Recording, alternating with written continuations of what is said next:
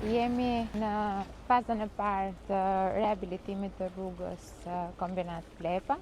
Këtu jemi fiks mbas urës Beshirit. Kjo vepër është një vepër shumë e rëndësishme nga ana infrastrukturore, por edhe nga ana e zhvillimit të kësaj zone, duke qenë se kjo zonë ka një zhvillim të rëndësishëm bujqësor, gjithashtu dhe agroturizme. Rruga është rreth 28 km, në fazën e parë kemi 5 km, 4.8 për saktësi. Këtu ndodhemi në pjesën e fundit të fazës parë dhe është 1.6 km pothuajse të përfunduara. Pjesa më e vështirë për ne ka qenë padyshim pjesa e infrastrukturës nëntoksore. Na është dashur që të punojmë si me OSHE-n, ashtu dhe me ujësjellës kanalizimet të Bashkisë Tiranës për të bërë gjithë postimin dhe zgjerimin e kësaj rruge. Kjo rrugë nga një rrugë rurale, le të themi, shkon në një rrugë të kategorisë C. Kurora e gjithë bankinës është 12.5 metra me 2 ndarjet e korsive nga 3.75 metra, duke e quar kështu në kategorinë C dhe duke na dhënë ne mundësinë për të pasur një rrugë me shpejtësi nga 50 deri në 100 km/h. Pjesa e rëndësishme gjithashtu është që pavarësisht se ruhet gjurma në tërësinë e saj, në zonën e urës Beshirit ndërtohet një urë totalisht e re, duke eliminuar këtu edhe kthesat e ngushta që kemi në atë pjesë. Ura ndërtohet me projektin e Bankës Botërore për ura, ku këtë vit kemi edhe urën e Virojit, edhe urën e Vjosës.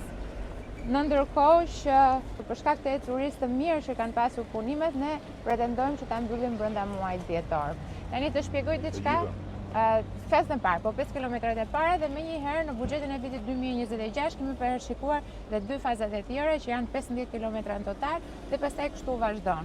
Dua të sqaroj diçka. Ky është nga të vetmet kantiere në të cilën vazhdon trafiku siç e shikoni. Pasi unë jam e informuar shpesh nga qytetarët që më thotë punohet, ka shqetësime për sa i përket kësaj rruge. Unë dua të them që ecuria është shumë e mirë, është 30% e të gjithë volumit dhe këtu kompleksiteti është shumë e madh për shkak se ju e shikoni, kompania vazhdon dhe punon, ndërkohë që ne kemi gjithë trafikun që nuk mund ta ndalojmë sepse nuk ka një aks paralel. Ndaj duhet mirë kuptuar, por jemi në afate, madje siç e thash do të mbarojmë më shpejt. Arfati i dorëzimit është 16 maj 2026, synimi jonë është që ta mbarojmë para natës së vitit të ri të 2025-s këtë fazë të parë. Pastaj do vazhdojmë pjesën tjetër në buxhet. Po, hapi në buxhetit të vitit 2026, hapen 2 fazat e tjera të Kombinat Plepa. Dhe ndërkohë, siç tham, ura Beshirit ndërtohet e gjitha e re, pra e bypassojmë këtë urë që kemi, është rreth 1.6 km, të cilat ndërtohen për të eliminuar të gjitha kthesat. E rëndësishme është që kjo do të jetë një rrugë e kategorisë C dhe shpejtësia në këtë rrugë shkon deri në 100 km, sigurisht duke respektuar të gjitha rregullat e sigurisë rrugore dhe duke pasur parasysh që kjo është një zonë me dëmësi shumë të madhe banimi apo biznese.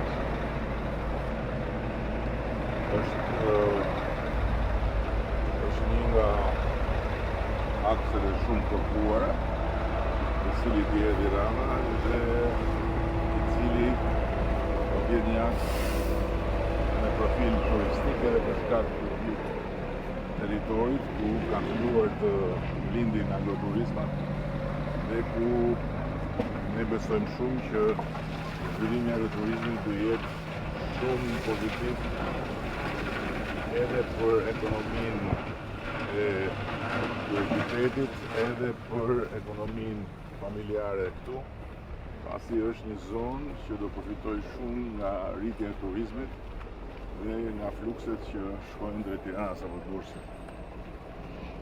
Është e mirë edhe në aspektin kryeministër që krijon një alternativë midis autostradës, ku po ecet mirë edhe pa penguar trafikun, sepse jemi duke punuar në 2 bankinat anësore. Kështu që gjithmonë duhet pasur parasysh që kjo rrugë do të ndihmojë edhe gjithë pjesën e shfrytëzjes trafikut, ndërkohë që ne punojmë në Tiranë-Durrës. Pra ajo autostradë do të marrë disa kohë, duke qenë se do të shkojmë fazë pas faze, ndërkohë që këtu do të mbarojmë më shpejt nga të gjitha gjasa.